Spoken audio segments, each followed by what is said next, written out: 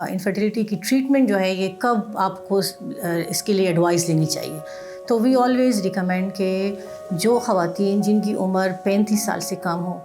और वो कपल जो कि ट्राई कर रहा है 1 साल से हमल के लिए और 1 साल के बाद उनका अगर हमल नहीं ठहरता, उनको फ़ौरन अपने डॉक्टर से एडवाइस लेनी चाहिए। तो ये उन लोगों के लिए जो 35 साल से कम है, ठीक है, और उनमें कोई अदर बाकी कोई इनको कोई मेडिकल डिसऑर्डर किसी किस्म का कोई और प्रॉब्लम नहीं है। लेकिन जिन ख़वातीन को कोई इशू होता है, इसके अलावा कोई हार्मोनल प्रॉब्लम है या मेल में कोई प्रॉब्लम है, ठीक है, या उनकी एज 35 से ज़्यादा है, तो वी डू रिकमेंड कि 6 मंथ्स के बाद उनको या इवन अर्लियर अपनी ट्रीटमेंट के लिए उनको अपने इनफर्टिलिटी के स्पेशलिस्ट से मिल जाना चाहिए, ठीक है।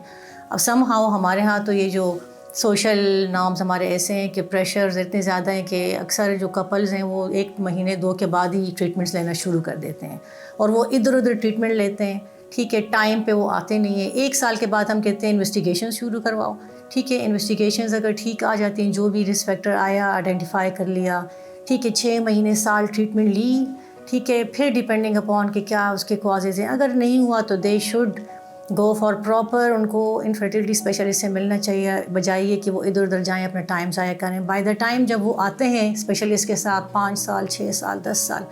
इतनी वो मेडिसिन्स खा चुके होते हैं और जो बेदरेग दवाइयाँ दी जाती हैं, क्लोमिफेन सिट्रेट और ये गोलियाँ उनको इतनी ज़्यादा दी जाती हैं कि उनके जो ओवेरियन रिजर्व्स होते हैं वो ऑलमोस्ट अबाउट टू फिनिश।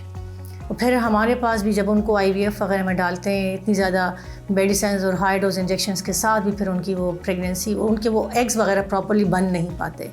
और फिर जो है तो ऑब्वियसली डॉक्टर और पेशेंट दोनों के लिए ये चीज़ बड़ी ही अच्छी तकलीफ होती है कि क्यों सक्सेसफुल नहीं हो रही ये चीज़। तो मेरा मशवरा पेशेंट्स के लिए यही होता है कि वो टाइमली आएँ और टाइमली अपना किसी स्पेशलिस्ट के साथ अपना ट्रीटमेंट शुरू करें। दूसरे ये जो कॉजेज़ हैं इनफर्टिलिटी की, मेल फीमेल दोनों में हो सकती हैं, ठीक है। मेल का एक टेस्ट होता है सीमेन एनालिसिस, वो test we always recommend to do it from some specialised centre से। फिर फीमेल्स में अगर कोई हार्मोनल इश्यूज़ हैं, स्पेशली जो PCOS आजकल बहुत ज़्यादा है, तो उनका टेस्ट वगैरह करवा के अक्सर जो है वो नेचुरली प्रेगनेंसी ज़रा उसके साथ कम होती है तो उनको they do needs medication to get pregnant. तो ये इट्स अ ट्रीटेबल कॉज, ठीक है। कुछ ख़वातीन के फिर हम देख लेते हैं कि ट्यूब्स बांध देंगे, जो भी है, फिर फर्दर उनको इन्वेस्टिगेट करा के और we do recommend according to the situation जो भी ट्रीटमेंट उनको दी जाती है।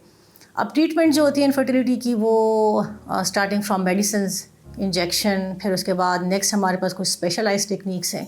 जिनको हम कहते हैं IUI हो गया, IVF है जिसको आम फहम में टेस्ट ट्यूब बेबी कहते हैं, ICSI है, फिर एम्ब्रियो फ्रीजिंग है, ये सारे प्रोसीजर्स हैं। तो लकीली वी एट RMI ये सारी चीज़ें starting from consultation with infertility specialist, then lab investigation, then treatment, वो सारी चीज़ें आपको अंडर वन रूफ मिल रही हैं।